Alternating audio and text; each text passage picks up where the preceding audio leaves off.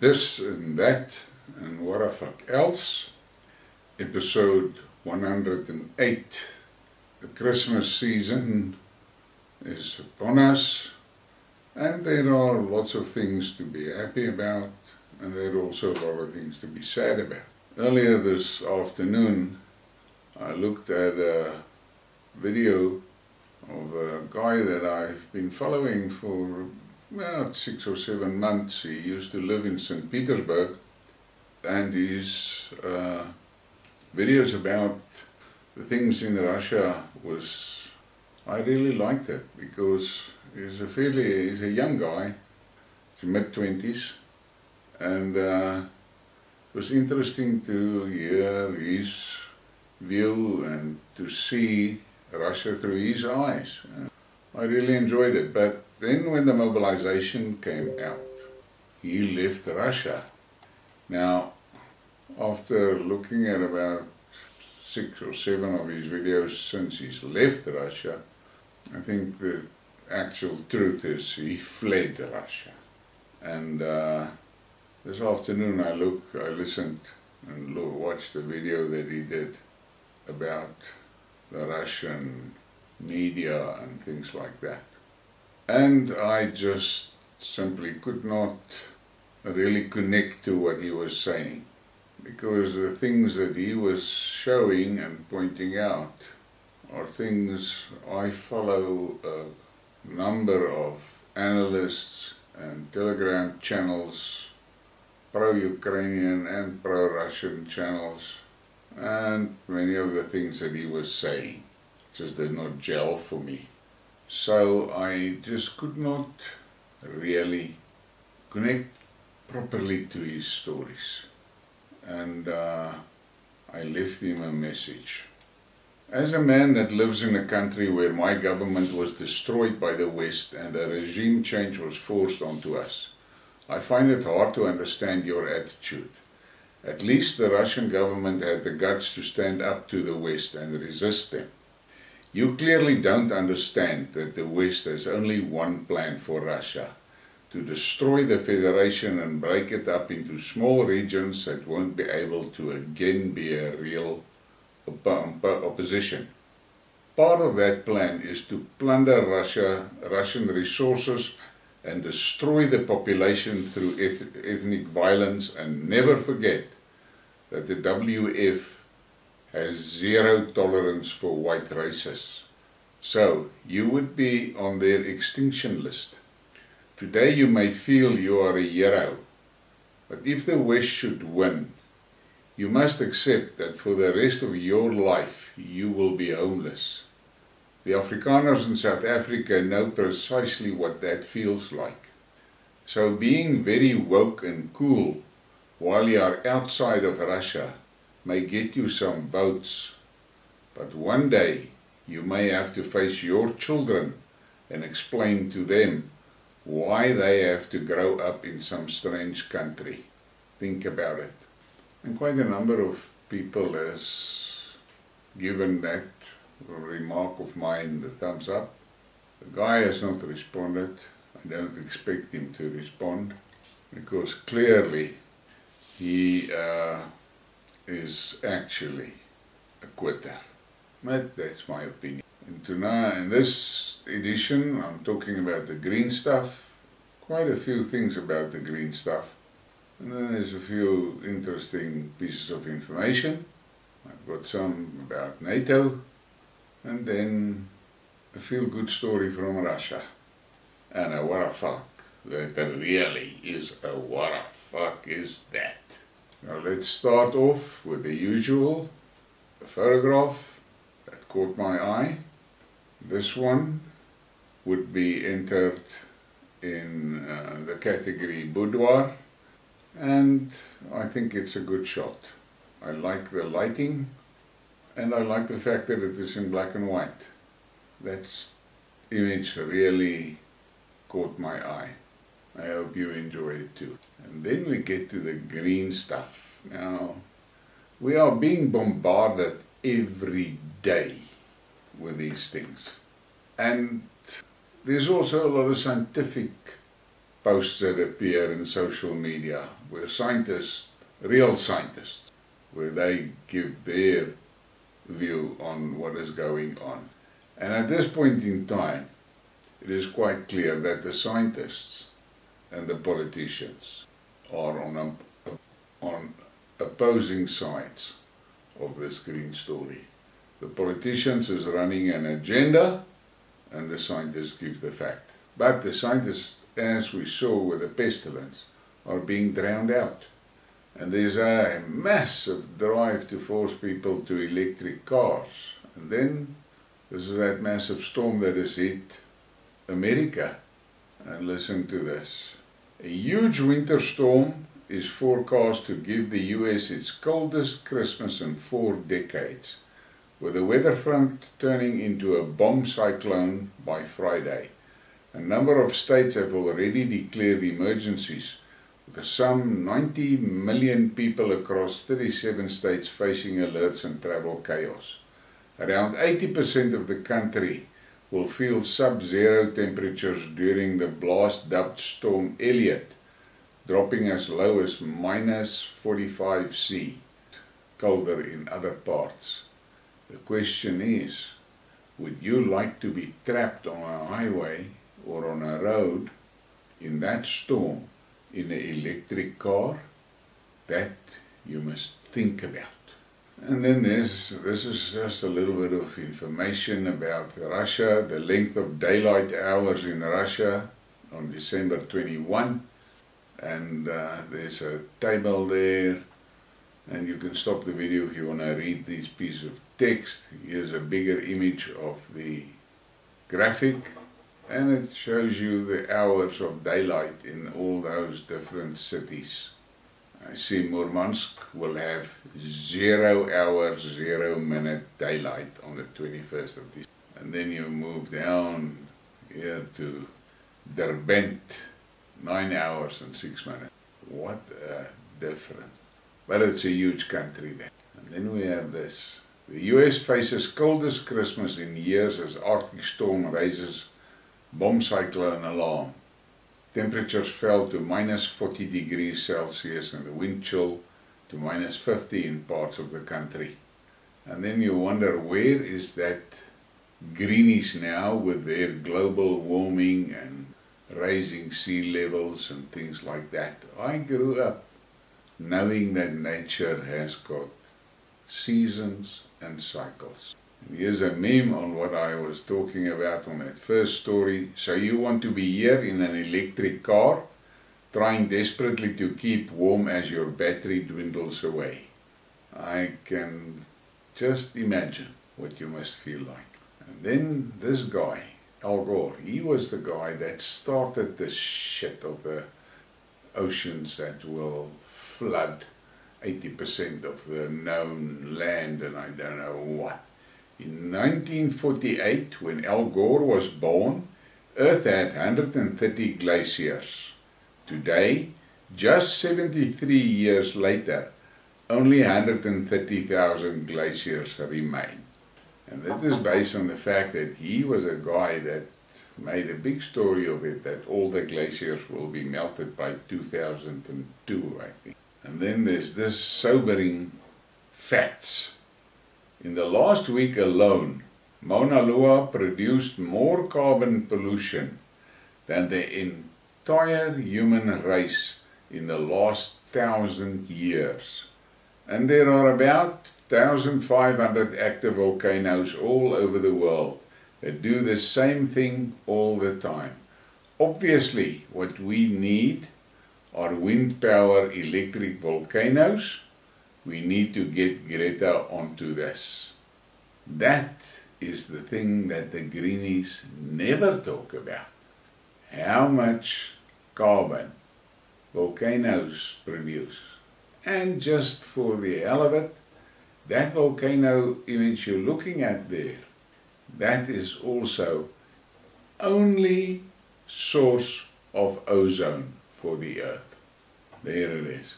And at that stage, when they charge the hell out of us for air conditioners and fridges and things about the worry or the hole in the ozone layer, this Earth went through a cycle of very, very extremely low volcanic activity. And then it came back and started going normally again, and the ozone layer closed, and that's it. And was the tax dropped? No. They are eating us with this green shit. And then this one made me laugh, because I followed a lot of the stories about the Great Barrier Reef. Time is running out for the Great Barrier Reef, with climate change set to wreak irreversible damage by 2030, scientists says. And that was posted on the 5th of March 2014 by the AFP news agency. And then on the 4th of August 2022, 2/3 of the Great Barrier Reef in Australia recorded the highest amount of coral cover in nearly 4 decades. And was this all over the media? No, it was not. Did any one of the green crazies mention that? No, they did not. And then we get to this little infographic. And it is in a pharmacy, and on the left-hand side, lower immunity. And there is all the stuff that you get for that. And it's all from a pharmaceutical company. And on the other side, boost your immunity, and it's all natural stuff. And then this is just something to keep in mind. Chivalry never died. The gentleman in most men did. Being male is a matter of birth. Being man is a matter of age. But being a gentleman is a matter of choice. And that is so true. And it's something that we must taught our sons. And this is just for those that take note of what's happening in Yemen. I saw this map, and it was an interesting map to keep in mind. And it shows you how the different groupings, which areas do they reside in, and where they have their majorities. And then we come to this article. I use this image in my Christmas messaging, messages, the Afrikaans one and the English. But here's a story. The Polish magazine honestly demonstrates how Polish families will celebrate this Christmas.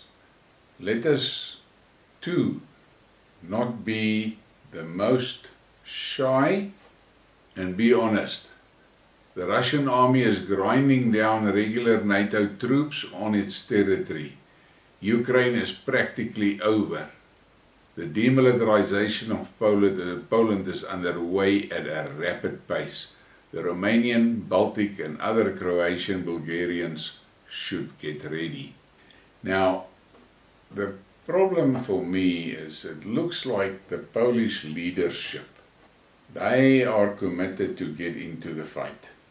And I don't think the Americans are going to support them.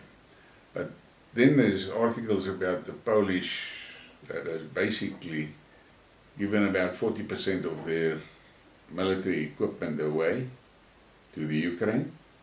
And there are thousands of Polish soldiers fighting for the Ukraine in Ukraine uniforms in the Donbass. I don't know what is going on with that Polish government. Can't they see what is happening in the Ukraine? And they will be next. And then about an hour ago I read a very disturbing article in a Russian newspaper about the Poles that has moved 24 of their MiG-29s to an airbase very close to Kaliningrad. Now, for those that don't know, Kaliningrad is a very strategic harbor for the Russians, and it's also the home of a hell of a lot of their nuclear armaments. So, I don't know if the Poles think it's a good plan to threaten Kaliningrad, because the Russians will not allow them to go in there unpunished. And then you have this again from Poland. Polish Parliament to grant amnesty to Poles illegally fighting in the Ukraine since 2014. A draft resolution on amnesty for Poles who have fought illegally in the ranks of the Ukrainian armed forces since 2014 was signed yesterday. The authors of the law believe that these Polish mercenaries are fighting for the peace and security of Poland. How's that? And then we have this. Francis Macron calls on Europe to reduce the reliance on the US for security. The French president says he doesn't see his recommendation as an alternative to NATO. There's a comment here. The French president said Europe needs to take a more assertive role within the North Atlantic Treaty Organization, reducing its reliance on the US and developing its own defense capabilities to secure peace in a region rocked by the war in Ukraine.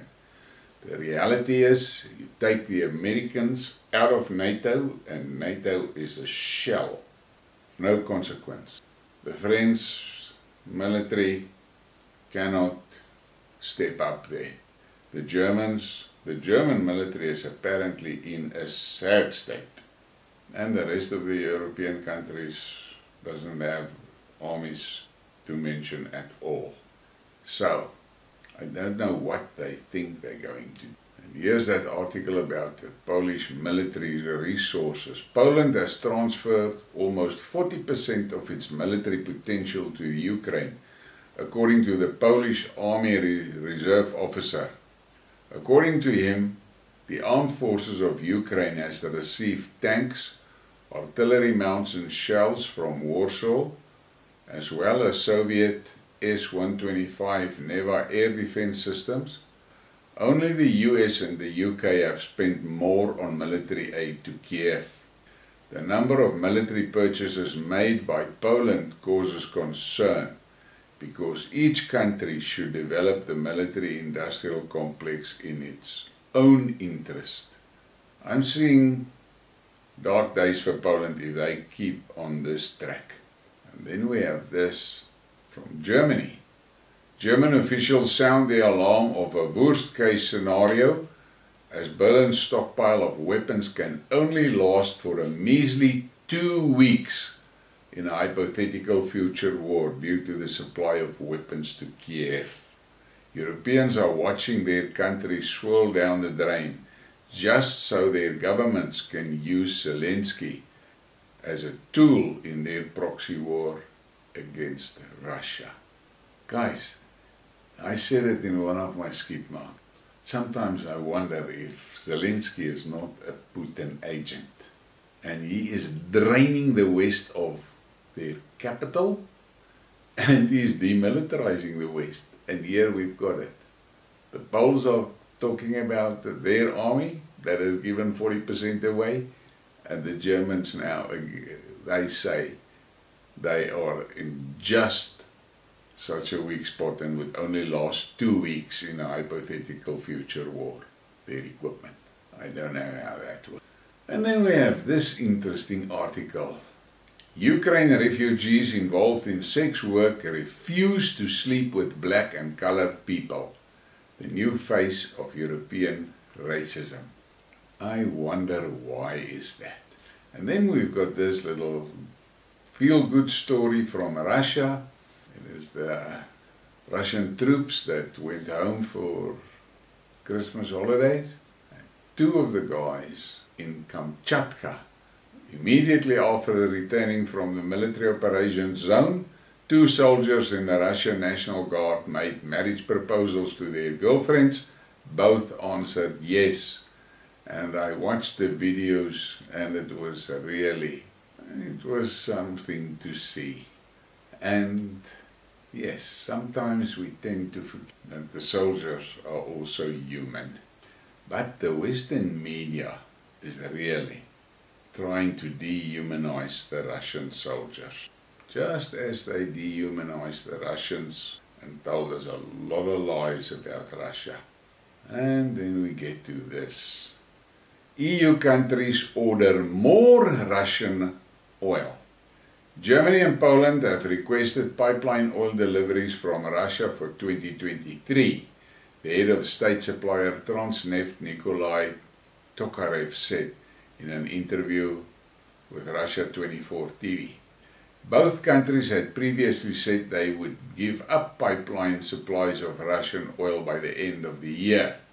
According to Tokarev, Warsaw expects to receive 360,000 tons of Russian crude this December and 3 million tons more in 2023. He added that Berlin has also placed an order for the first quarter of next year, but did not specify the volume required. That is the problem I have. They talk big stories on the platforms, but look what they do behind closed doors.